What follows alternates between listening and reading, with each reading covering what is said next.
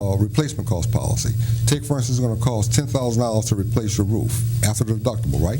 The insurance company is going to come out and write an estimate based on actual cash value, meaning he's going to depreciate that roof. Once those repairs are completed, you give him a call, show him evidence or confirmation that you completed the repairs. He's then going to give you the replacement cost. A lot of people refer to it in layman's language as holdback, but it's replacement cost versus actual cash value.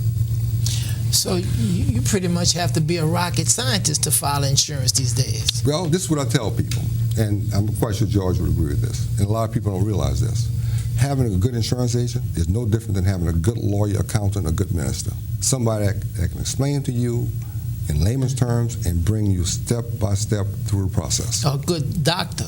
A good doctor, that's right. Right, because the more they can demystify this and break it down for you, the better you can understand it. Exactly. And you understand how to count your money, and you understand what coverage and what protection you have. Exactly, that's right. And another piece of that puzzle also too is that because of the way rates have been skyrocketing, remember, right before the storm, a lot of insurance carriers in the state of Louisiana, now we are considered, this part of the world is not liked by insurance companies.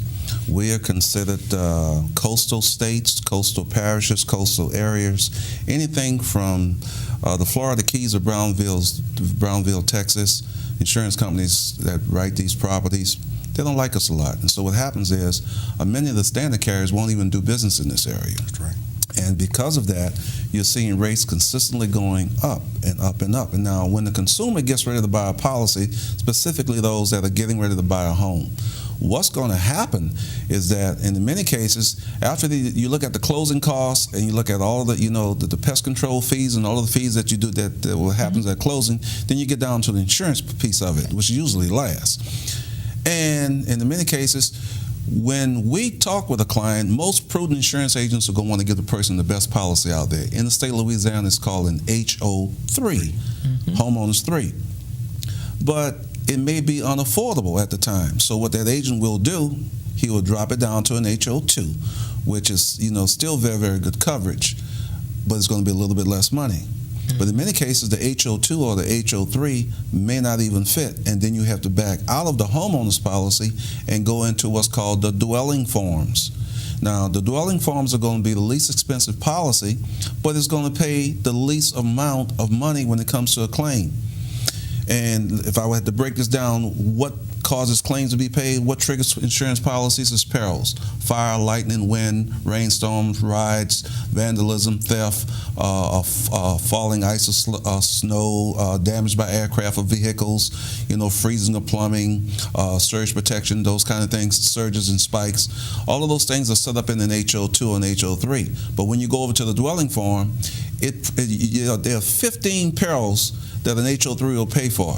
A dwelling is going to pay for roughly half of those. But you can still get the key. And if that agent, as Charles is saying, is not sitting down and explaining to that person, say, look, okay, all right, you're going to get the key to the home, but this particular policy is a dwelling form, and it's only going to pay for 7 to 9 perils because it's a dwelling form. It's less expensive. As compared to an HO3, which would have been 30 to 40% higher, these other 9 to 10 perils won't be covered in your policy. With the dwelling form, I will pay if the house burns down, but I'm not going to pay if the dishwasher decides to develop a serious leak and damages the whole house with water running all over the place. That's not going to be covered in the dwelling form. So for the viewing audience, if you had to recommend a very simplified approach to this, because this is a lot. And as we always say, buying a house is the biggest ticket item you will ever buy.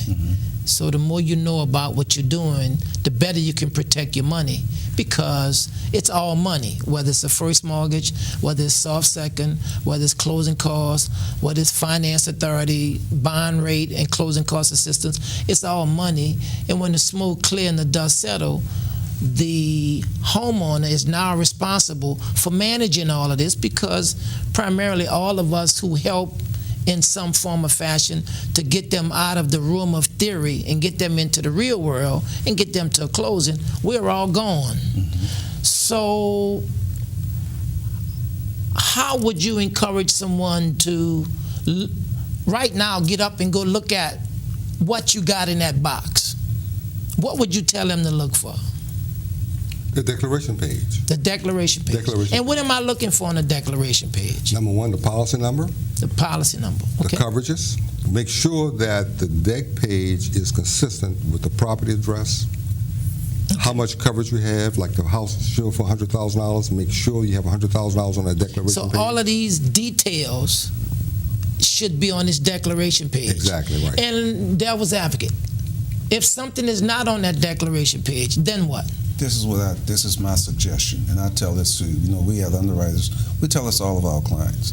After you get through looking at the declaration page, as Charles is saying, no one is going to read that entire policy, which might be 70, 80 pages. They're not going to read it. Yeah, that's not going to happen. What we do tell our clients, however, though, leave the declaration page, which is the first page, and go flip through that booklet of pages until you find the word exclusions. That's right.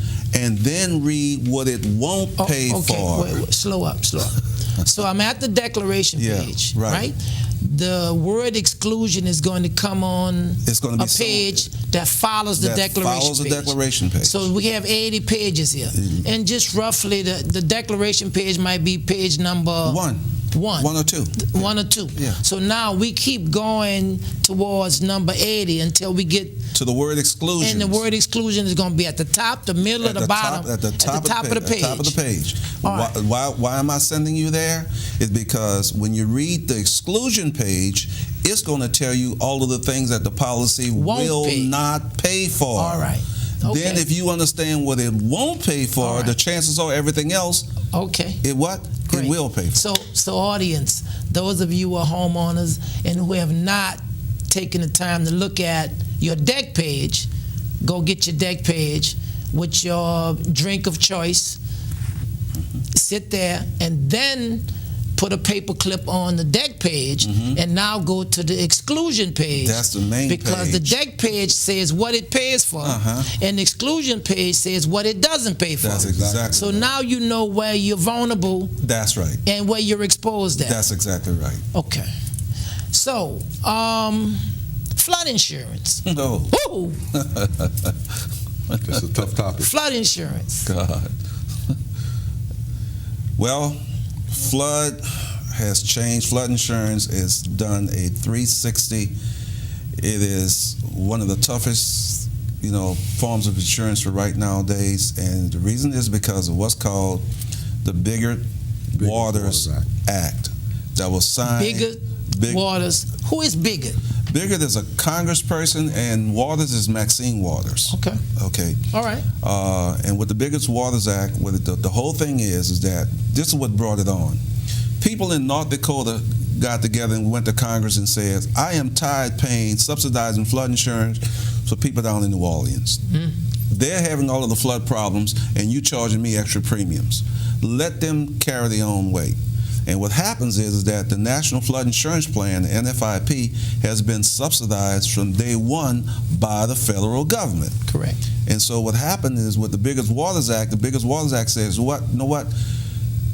The NFIP will now carry its own weight, and it needs to set rates to that effect.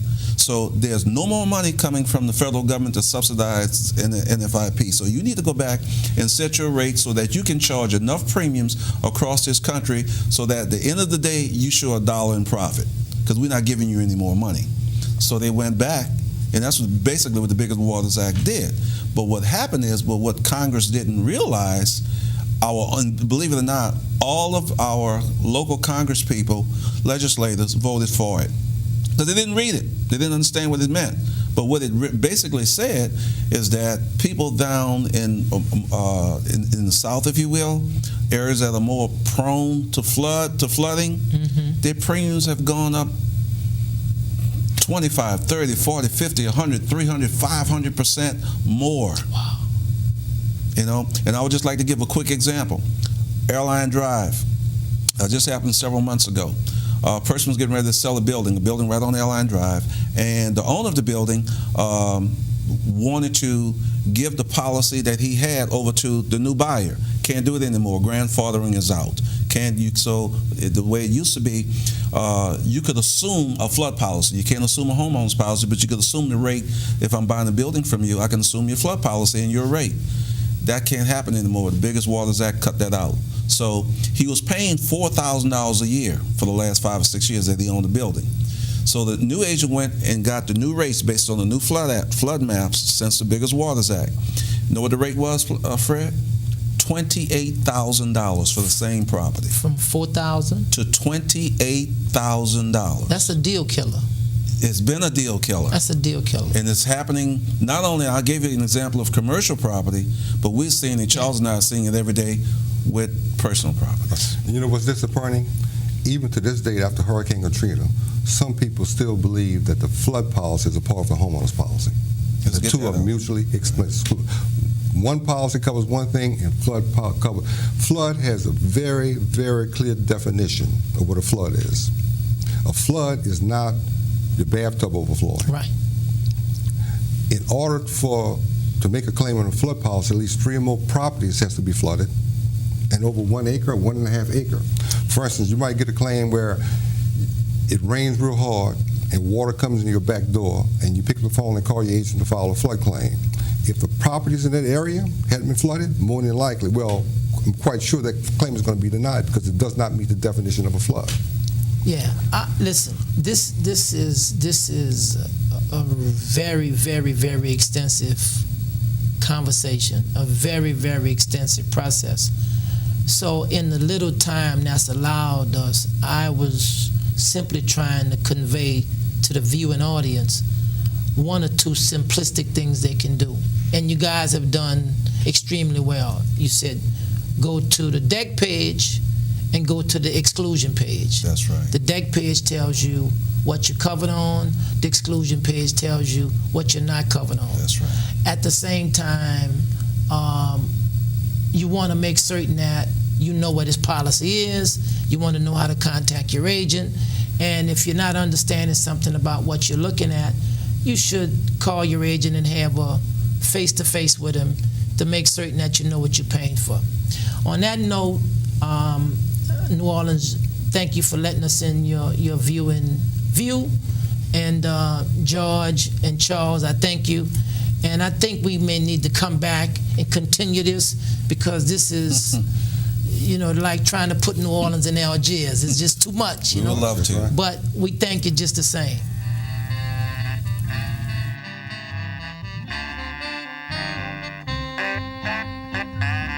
Chasing up New Orleans, get yourself a piece of the pie.